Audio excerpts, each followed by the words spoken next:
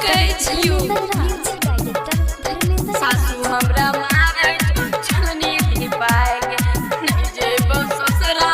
सुने गे मायगे नहीं जइबो ससुरा हम सुने गे मायगे नहीं जइबो ससुरा हम सुने गे मायगे सासू हमरा मारे छलनी भी पाएगे नहीं जेबो ससुरा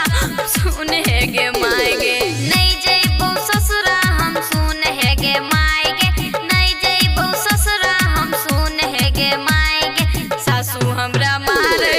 छलनी भी पाएगे नहीं जेबो ससुरा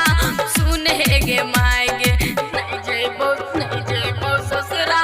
सुने गे मायगे प्रेजेंटेड बाय मां शीतला म्यूजिक सासू हमरा मारे छलनी भी पाएगे छलनी भी घर वाला कोहरिया के समझ में न आबो ससुर भैसुर हमरा से हो गरियाबो गोतनी दियादनी हमरा रोज गरियाबे झोटा पकड़े अंगना में घिसियाबे छोटका देवरवा कह देबो सलाई बाहर गे छोटका देवरवा कह देबो सलाई बाहर गे सास हमरा मारे छलनी भी पाएगे नहीं जेबो ससुरा सुने गे मायगे नहीं जेबो ससुरा सुने गे मायगे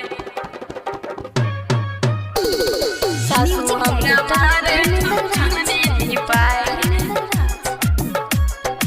नहीं जेबो ससुरा सुने गे मायगे दहेज वाला रुपया खातिर रोजे करो हल्ला टुकु टुकु देखत रहो टोला मोहल्ला चार चक्का गाड़ी खातिर रोजे करो हल्ला टुकु टुकु देखत रहो टोला मोहल्ला गुड़िया रानी ले तो फसरी लगाएगे बिट्टू के समझ में कुछो न आएगे सास हमरा मारे छलनी भी पाएगे नहीं जेबो ससुरा सुने गे मायगे नहीं जेबो ससुरा सुने गे रिकॉर्डिंग बाय मायगे। मां शीतला म्यूजिक।